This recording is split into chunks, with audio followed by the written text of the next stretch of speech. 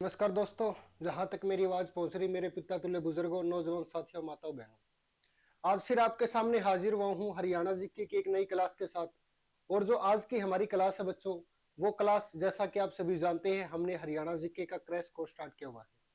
उसी crash course से जुड़ी हुई बच्चों क्लास नंबर अपनी 10 रहेगी आज। और इसका जो मेन टॉपिक है वो रहेगा वन्यजीव अभियान। यानी कि बच्चों इसी टॉपिक के अंदर हम चर्चा करेंगे हरियाणा में कितने वन्यजीव अभियान है, कितने राष्ट्रीय उद्यान है, कितने चिड़ियाघर है, कितने आरक्षित वन है। उन सभी के बारे में बच्चों हम चर्चा करेंगे विस्तार पूर्वक। तो चलिए करते हैं क्लास की शुरुआत। और सबसे पहले बच्चों हम जिक्र करेंगे वन्यजीव अभियान के टॉपिक में राष्ट्रीय उद्यान के बारे में। जैसा बच्चों आप जानते हैं, अगर बात की जाए हरियाणा में कुल राष्ट्रीय उद्यान की संख्या कितनी रहेगी, तो आप सभी जानते हैं बच्चों, हरियाणा में जो राष्ट्रीय उद्यान है, राष्ट्रीय उद्यान, तो बच्चों हरियाणा में जो राष्ट्रीय उद्यान है इनकी वर्तमान में जो संख्या रहेगी ये संख्या 2 रहेगी। उसके बाद बच्चों नंबर 2 पे नाम आता है हरियाणा में वन्यजीव अभ्यारण्य। वन्यजीव अभ्यारण्य, तो बच्चों अगर बात करें हरियाणा में जो वन्यजीव अभ्यारण्य है इनकी अगर हम संख्या की बात करेंगे तो वर्तमान में इनकी संख्या हमें 7 मिलेगी। वर्तमान में 7 है बच्चों, पहले 8 होते थे जिसमें से एक को माइनस कर दिया गया वर्ष 2018 के अंदर। उसके बारे में भी हम विस्तार पूर्वक चर्चा करेंगे, आगे उसको भी अच्छे से पढ़ेंगे। उसके बाद बच्चों बात आती है हरियाणा में चिड़ियाघर। बात की जाए हरियाणा में चिड़ियाघर कितने हैं, तो चिड़ियाघर की जो संख्या है वो रहेगी 3। उसके बाद आता है नंबर 4 पर हरियाणा में आरक्षित वन क्षेत्र। बच्चों अगर पूछा जाए हरियाणा में आरक्षित वन क्षेत्र कितने हैं, तो हरियाणा में 2 आरक्षित वन क्षेत्र रहेंगे। इनके बारे में विस्तार पूर्वक चर्चा करेंगे। उसके बाद आता है हरियाणा में सामुदायिक वन क्षेत्र। हरियाणा में सामुदायिक वन क्षेत्र, तो बच्चों बात की जाए हरियाणा में सामुदायिक वन क्षेत्र तो इनकी संख्या भी कितनी रहेगी, 2 रहेगी। इन सभी के बारे में हम जो हमारा वन्यजीव अभियान टॉपिक है बच्चों इसके अंदर हम पढ़ेंगे। ये सारी की सारी चीजें हमने बिल्कुल विस्तार पूर्वक पढ़नी है। और आज सबसे पहले हम चर्चा करेंगे राष्ट्रीय उद्यान के बारे में। तो आप देख चुके हैं बच्चों, अगर बात की जाए हरियाणा में राष्ट्रीय उद्यान कितने हैं, तो हरियाणा में राष्ट्रीय उद्यान की संख्या कितनी मिलेगी, हमें 2 मिलेगी। आज उन्हीं 2 के बारे में हम चर्चा करेंगे बच्चों। और सबसे पहले नाम आता है जो जिसका गठन सबसे पहले हुआ बच्चों, जिसे सबसे पहले राष्ट्रीय उद्यान का दर्जा मिला, आज सबसे पहले हम उसके बारे में चर्चा करेंगे। तो जैसा आप सभी जानते हैं बच्चों, नाम सुना होगा सुल्तानपुर राष्ट्रीय उद्यान। सबसे पहले बच्चों हम चर्चा करेंगे सुल्तानपुर राष्ट्रीय उद्यान के बारे में। सुल्तानपुर राष्ट्रीय उद्यान या सुल्तानपुर नेशनल पार्क, सबसे पहले जिक्र करेंगे बच्चों इसके नाम के बारे में। हम आपने अक्सर सुना होगा जो सुल्तानपुर राष्ट्रीय उद्यान है ये गुरुग्राम के अंदर पड़ता है, लेकिन हमें थोड़ा सा डीपली जानना है तो बच्चों इसकी बिल्कुल जो एग्जैक्ट लोकेशन है उसके बारे में भी हमें चर्चा जरूर करनी है। सबसे पहले हमें इस सुल्तानपुर के बारे में जानना है बच्चों। जो ये सुल्तानपुर है ये एक राजा हुआ करते बच्चों जिसका नाम था सुल्तान सिंह। एक राजा थे बच्चों जिसका नाम था सुल्तान सिंह। और सुल्तान सिंह का जो क्षेत्र था बच्चों वो था डुंडोती गांव। डुंडोती गांव के क्षेत्र में रहते थे बच्चों। जब इस महान राजा का, इस महान व्यक्ति का देहांत हुआ तो बच्चों इस गांव का नाम है, वो गांव का नाम क्या रख दिया गया, गांव का नाम रख दिया गया सुल्तानपुर। इस गांव का जो नाम है बच्चों, इस गांव का नाम ही सुल्तानपुर रख दिया। अगर पूछ ले सुल्तानपुर क्या है तो बच्चों सुल्तानपुर एक गांव है। इसी गांव के अंदर बच्चों एक राष्ट्रीय उद्यान है। क्या है, राष्ट्रीय उद्यान है। और जो ये राष्ट्रीय उद्यान है इसी राष्ट्रीय उद्यान को सुल्तानपुर राष्ट्रीय उद्यान के नाम से जाना जाता है। क्यों, क्योंकि ये सुल्तानपुर गांव से है बच्चों। सुल्तानपुर गांव का पुराना नाम पूछे तो डंडोती रहेगा। अगर पूछ ले बच्चों सुल्तानपुर का जो क्षेत्र है ये किसके कारण, किसके नाम पर इसका नाम पड़ा, तो सुल्तान सिंह नामक राजा के नाम पर बच्चों इसका नाम रखा गया। अब देखिए आर्द्र भूमि का क्षेत्र था बच्चों, तो वहां से बाहर से बहुत सारे पक्षी आते थे। क्या आते थे, वहां से पक्षी आते थे बच्चों, पक्षी आते थे पक्षियों को एक बार एक महान व्यक्ति थे बच्चों जिसने देखने का कार्य किया, उस महान व्यक्ति का नाम था पीटर जैक्सन। सबसे पहले बच्चों देखा था पीटर जैक्सन ने। पीटर जैक्सन ने बच्चों इसको देखा तो नाम रख दिया गया कि जो इसके खोज करता है। अगर पूछ लिया जाए पक्षी विहार की जो खोज करता है बच्चों उसका नाम क्या है, तो कौन रहेगा? खोज करता पीटर जैक्सन रहेगा। खोज किसने की थी बच्चों? पीटर जैक्सन ने की थी। उसके बाद वर्ष 1971 के अंदर एक महान व्यक्ति थे बच्चों जो वर्ष 1971 के अंदर आई। वर्ष 1971 में एक पक्षी वैज्ञानिक आए बच्चों जिसका नाम क्या था, यहां लिख देता हूं। वर्ष 1971 में एक पक्षी वैज्ञानिक थे बच्चों, पक्षी वैज्ञानिक आए जिनका नाम था डॉक्टर सलीम अली। अगर नाम पूछ लिया जाए कौन था तो बच्चों डॉक्टर सलीम अली था, डॉक्टर सलीम अली थे जिसे कहा जाता है बर्डमैन ऑफ इंडिया। तो बच्चों इस महान व्यक्ति को बर्डमैन ऑफ इंडिया के नाम से भी जाना जाता है, बर्डमैन ऑफ इंडिया। अगर पूछ ले बर्डमैन ऑफ इंडिया के नाम से किसे जाना जाता है तो बच्चों बर्डमैन ऑफ इंडिया के नाम से किसे जाना जाता है? डॉक्टर सलीम अली को जाना जाता है। वर्ष 1971 में आए बच्चों तो क्या किया? 1971 के अगले वर्ष ही, एक वर्ष बाद ही क्या कर दिया बच्चों? सबसे पहले अगर पूछ ले खोज कब हुई तो बच्चों वर्ष 1971 में इसकी खोज किसने की? पीटर जैक्सन ने। उसके बाद 1972 में आते हैं, कौन आते हैं बच्चों? 1972 में डॉक्टर सलीम अली आते हैं। बात की जाए 1972 में दोबारा से डॉक्टर सलीम अली आते हैं और क्या कर देते हैं बच्चों? पक्षियों के लिए आरक्षित कर देते हैं। क्या कर दिया? पक्षियों के लिए आरक्षित कर दिया। कौन से पक्षी बच्चों? जो जल के अंदर रहते थे। तो अगर आपसे पूछ ले जलीय जीवों के लिए कब आरक्षित किया? जलीय जीवों के लिए आरक्षित। तो बच्चों जलीय जीवों के लिए पूछ लिया जाए आरक्षित कब किया गया तो कब किया गया? वर्ष 1972 के अंदर जलीय जीवों के लिए सुल्तानपुर जो नेशनल पार्क है वर्तमान में, इसे वर्ष 1972 में जलीय जीवों के लिए आरक्षित कर दिया। खोज की बात करें तो 1971 के अंदर की थी। उसके बाद बच्चों नाम आता है वर्ष 1989 के सन का। 1989 में बच्चों क्या की गई? घोषणा की गई। किस चीज की घोषणा की गई बच्चों? 1989 के अंदर घोषणा की गई कि इसे नेशनल पार्क बनाया जाएगा, जो इसकी देखरेख है वो केंद्र सरकार के द्वारा की जाएगी। तो अगर पूछ ले घोषणा कब की गई बच्चों? 1989 में इसकी घोषणा की गई। और उसके बाद पूछ ले राष्ट्रीय उद्यान का दर्जा कब मिला? तो बच्चों अगर बात की जाए राष्ट्रीय उद्यान का इसे दर्जा कब मिला था, तो जब भी दर्जा का जिक्र आए हमें याद रखना है बच्चों 5 जुलाई 1991। 5 जुलाई 1991 में इसे राष्ट्रीय उद्यान का दर्जा दे दिया गया था भारत सरकार के द्वारा बच्चों। उसके बाद दो चार चीजें और हमें याद रखनी है बच्चों। अगर आपसे पूछ ले कौन से जिले के अंदर पड़ता है तो जिला हमें याद रखना है गुरुग्राम जिला। लेकिन शहर भी पूछा जा सकता है बच्चों, तो कौन से शहर में पड़ता है? फर्रुखनगर शहर है जिसकी स्थापना फर्रुखशियर ने की थी बच्चों। फर्रुखनगर शहर में इसकी स्थापना की गई, जो किस जिले का है? गुरुग्राम का है। तो गुरुग्राम का शहर है बच्चों कौन सा? फर्रुखनगर। उसके अंदर एक गांव है जिस गांव का नाम है बच्चों सुल्तानपुर। सुल्तानपुर गांव के अंदर पड़ता है कौन सा? पड़ता है हमारा राष्ट्रीय उद्यान। आप स्क्रीनशॉट ले सकते हैं। उसके बाद हम थोड़ा सा आगे जानते हैं बच्चों इसके बारे में। तो याद रखना है 1971 में बच्चों इसकी खोज की थी पीटर जैक्सन ने। 1972 में डॉक्टर सलीम अली जो महान पक्षी वैज्ञानिक थे, 1972 में क्या किया गया? जलीय जीवों के लिए आरक्षित। 1989 में घोषणा कि राष्ट्रीय उद्यान बनाया जाएगा। 5 जुलाई 1991 को बच्चों राष्ट्रीय उद्यान का इसे दर्जा दे दिया गया। उसके बाद बच्चों जिक्र होता है क्षेत्रफल। अगर बात करें क्षेत्रफल की बच्चों तो इसका जो क्षेत्रफल है वो रहेगा 1.43 वर्ग किलोमीटर। 1.43 वर्ग किलोमीटर इसका क्षेत्रफल रहेगा। और बच्चों जिक्र करें कि क्षेत्रफल के आधार पर हरियाणा का सबसे छोटा राष्ट्रीय उद्यान।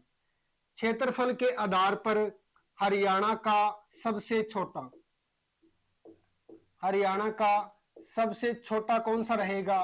तो क्षेत्रफल के अकॉर्डिंग बच्चों हरियाणा का जो सबसे छोटा राष्ट्रीय उद्यान है वो भी कौन सा रहेगा? सुल्तानपुर राष्ट्रीय उद्यान रहेगा बच्चों।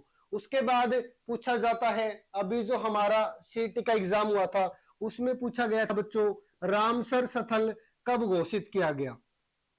अगर पूछ ले बच्चों रामसर स्थल इसे कब घोषित किया गया, तो रामसर स्थल बच्चों, रामसर स्थल 2021 में इसे घोषित कर दिया। रामसर साइट है बच्चों, एक समझौता हुआ था रामसर के अंदर बैठकर कि जो भी आर्द्र भूमि है उसको बचाया जाए। तो उन आर्द्र भूमियों में जिस प्रकार भारत के अंदर कुल 75 साइट है बच्चों, रामसर साइट, उनमें से अगर बात करें हरियाणा में कुल कितनी है, तो हरियाणा में एक भिंडावास वन्यजीव अभयारण्य बच्चों, एक सुल्तानपुर राष्ट्रीय उद्यान है, ये 2 रहेगी। तो ये भी हमें याद रखना है। रामसर स्थल के ऊपर एक स्पेशल से टॉपिक बनाऊंगा, फिर आपको अच्छे से हर एक चीज समझाऊंगा बच्चों इसके बारे में। उसके बाद आगे चलिए बच्चों, ये जो क्षेत्र है ना, इस क्षेत्र को पक्षियों का स्वर्ग कहा जाता भी। क्या कहा जाता है? पक्षियों का स्वर्ग। अब देखो पक्षियों का स्वर्ग क्यों कहा जाता है? पक्षियों का स्वर्ग इसलिए कहा जाता बच्चों क्योंकि यहाँ देश विदेश से पक्षी आते हैं। क्या आते हैं? देश विदेश से बच्चों पक्षी चलकर आते हैं। अगर पूछ ले कहां से पक्षी चलकर आते हैं बच्चों, तो पक्षी यहां पर चल के आते हैं साइबेरिया से। साइबेरिया से बच्चों चलकर आते हैं। और कौन आते हैं? साइबेरिया से सारस चल के आते हैं बच्चों। अगर पूछ ले हरियाणा के किस राष्ट्रीय उद्यान में साइबेरियन सारस पाए जाते हैं, तो साइबेरिया से चल के आए, साइबेरिया के क्षेत्र से चल के आए बच्चों, क्या पाए जाते हैं? यहाँ साइबेरियन सारस पाए जाते हैं। अगर पूछ ले किस किस देश से आते हैं बच्चों, तो यहाँ रूस व अफगानिस्तान से चलकर आते हैं। रूस व अफगानिस्तान से आते हैं बच्चों। रूस व अफगानिस्तान से स्पेशल सर्कल यहाँ साइबेरियन सार्स आते हैं बच्चों। क्यों आते हैं? क्योंकि ये आर्द्र भूमि क्षेत्र है बच्चों, और जिस जमीन के ऊपर जमीन से पानी निकलेगा बच्चों, तो वो क्या होगा? वहां लंबे समय तक पानी मिलेगा। अगर वहां लंबे समय तक आपको पानी देखने को मिलेगा तो बच्चों वहां जीव जंतु भी अवश्य पैदा होगी, कीट मकोड़े भी अवश्य पैदा होगी। तो उन्हीं को खाने के लिए साइबेरिया देश से चलकर बच्चों, साइबेरिया का जो क्षेत्र है इस क्षेत्र से चलकर साइबेरियन सार्स स्पेशल आते हैं। तो अगर पूछ ले पक्षियों का स्वर्ग किसे कहा जाता है बच्चों, तो सुल्तानपुर राष्ट्रीय उद्यान को पक्षियों का स्वर्ग के नाम से भी जाना जाता है। उसके बाद आगे देखो बच्चों, आगे हम चर्चा करेंगे, आपसे पूछ लिया जाए यहाँ पक्षियों की कितनी प्रजातियां पाई जाती है। अगर पूछ ले यहाँ पक्षियों की कितनी प्रजातियां पाई जाती है, तो बच्चों लगभग 250 जो प्रजातियां है, 250 प्रजातियां है, ये यहाँ पक्षियों की पाई जाती है। 250 प्रजातियां बच्चों किसकी मिलती है? पक्षियों की मिलती है। 250 प्रजातियां यहाँ पक्षियों की आपको अवश्य देखने को मिलेगी। हरियाणा का प्रथम राष्ट्रीय उद्यान है बच्चों, हरियाणा का सबसे छोटा राष्ट्रीय उद्यान है। एक आपने बच्चों अक्सर सुना होगा कि हरियाणा में जो अरावली पर्वत श्रृंखला का प्रवेश द्वार है वो गुरुग्राम को माना जाता है बच्चों। अगर बात करें सबसे अधिक अरावली पहाड़ी कहाँ पाई जाती है, तो वो भी गुरुग्राम के अंदर पाई जाती है। और अगर आपसे एग्जाम में पूछ ले अरावली पर्वत श्रृंखला का राष्ट्रीय उद्यान किसे कहा जाता है, तो वो भी हमें याद रखना है। अरावली पर्वत श्रृंखला का बच्चों राष्ट्रीय उद्यान अगर आपसे पूछ ले तो कौन सा रहेगा बच्चों? हमारा रहेगा सुल्तानपुर। अरावली पर्वत श्रृंखला का राष्ट्रीय उद्यान, अरावली पर्वत श्रृंखला का राष्ट्रीय उद्यान अगर आपसे पूछ ले तो कौन सा रहेगा बच्चों? वो भी हमारा कौन सा रहेगा? सुल्तानपुर राष्ट्रीय उद्यान ही रहेगा। उसके बाद आगे जिक्र करते हैं बच्चों, जो हमारा नेक्स्ट राष्ट्रीय उद्यान है उसके बारे में हम जिक्र करेंगे। बच्चों आपने नाम अवश्य सुना होगा कि जो हरियाणा में एक और राष्ट्रीय उद्यान है, उस राष्ट्रीय उद्यान का नाम है कालेसर राष्ट्रीय उद्यान। आपने अवश्य नाम सुना होगा बच्चों, कालेसर राष्ट्रीय उद्यान। इसकी 2-4 महत्वपूर्ण चीजें भी है जो बहुत बार एग्जाम में पूछी गई है। नंबर 2 पे हम जिक्र करेंगे बच्चों कालेसर राष्ट्रीय उद्यान। तो देखिए कालेश्वर राष्ट्रीय उद्यान है बच्चों, सबसे पहले एग्जाम में क्वेश्चन पूछा जाता है कालेश्वर राष्ट्रीय उद्यान है, वन्य जीवों के रूप में इसकी स्थापना कब की गई बच्चों। वन्य जीवों के रूप में जो इसकी स्थापना की बात आती है वो की गई थी बच्चों 13 दिसंबर को, और 13 दिसंबर में अगर वर्ष की बात करें 1996 को, वर्ष 1996 13 दिसंबर के दिन बच्चों इसकी वन्यजीव अभ्यारण्य के रूप में बच्चों वन्यजीव के रूप में इसकी स्थापना की। 8 दिसंबर 2003 के अंदर 8 दिसंबर 2003 को बच्चों इसे राष्ट्रीय उद्यान का दर्जा दिया गया। अगर पूछ ले राष्ट्रीय उद्यान का दर्जा कब मिला, तो कब मिला बच्चों 8 दिसंबर 2003 को राष्ट्रीय उद्यान का दर्जा दिया गया। उसके बाद अगर आपसे पूछ ले बच्चों इसका जो नाम है, नाम किस कारण पड़ा, अगर बात करें नामकरण की बच्चों, तो जो नामकरण आप सभी जानते हैं कि जो कालेश्वर राष्ट्रीय उद्यान है बच्चों, इस राष्ट्रीय उद्यान के बीच में एक कालेश्वर महादेव मठ है बच्चों, कालेश्वर महादेव मठ पड़ती है बच्चों। उसी मठ के कारण, उसी मंदिर के कारण इस राष्ट्रीय उद्यान का जो नाम है बच्चों कालेश्वर रख दिया गया। अगर पूछ ले ये किस जिले में पड़ता है बच्चों, तो कौन सा जिला रहेगा, जिला रहेगा हमारा यमुनानगर जिला, जिसकी स्थापना 1 नवंबर 1989 को की गई। प्राचीन समय में अब्दुल्लापुर मंडी के नाम से जाना जाता था, बाद में बच्चों इसका नाम बदल दिया गया। और क्या किया गया, अगर पूछ ले बाद में नाम क्या किया गया, तो यमुना नदी के किनारे स्थित होने के कारण इसका नाम यमुनानगर रख दिया गया बच्चों।